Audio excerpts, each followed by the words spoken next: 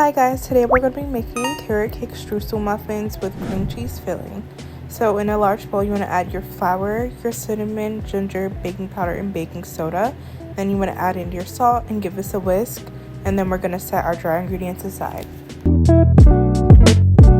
In a medium bowl you want to add your eggs, your water, your oil, your sugar,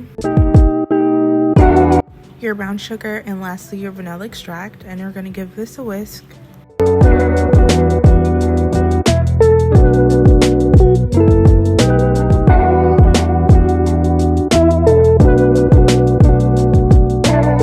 Now you're going to pour in your wet ingredients to your dry and lightly whisk this.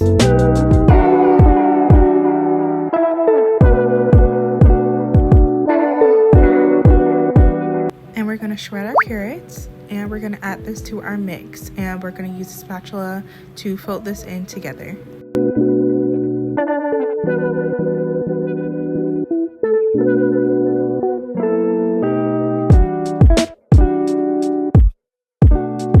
Once our batter is done, we can set it aside to work on our cream cheese mixture.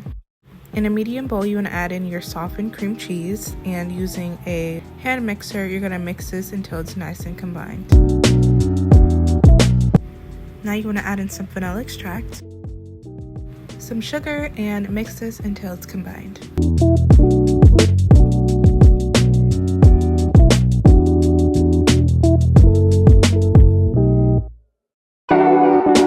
Now we're going to set that aside while we get started on the streusel mixture, which is some flour, sugar, cinnamon, and you also are going to add a bit of salt to this, and you're going to give this a whisk and add in your melted butter.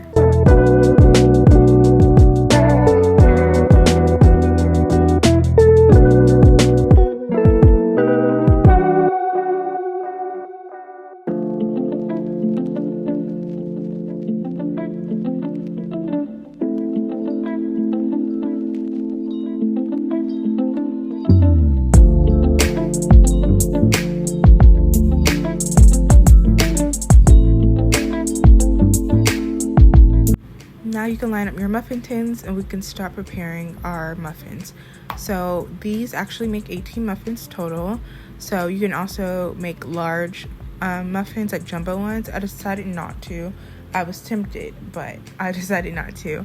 And for the last 6, I added the filling, and the rest I left plain for my family since they don't really eat dairy. And then you just want to top everything off with your streusel, and it's good to go in the oven.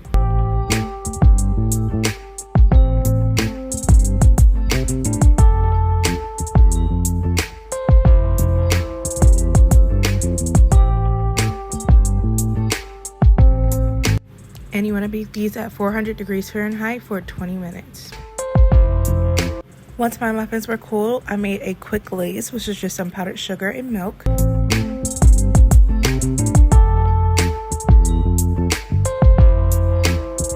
And I just used a fork to sprinkle these over my muffins, and then they were good to enjoy. Definitely a great recipe. I've never had carrot cake muffins before, but they were very good. And if you wanted to make it a little bit more classic, you can even add in some walnuts or maybe even some raisins. That actually would be good as well. If you guys try it out, let me know how you liked it in the comments, and make sure you check out the original recipe link and the measurements in the description. If you guys like this video, make sure to give it a thumbs up and make sure you subscribe, and I'll see you guys next week with a new video. Bye guys.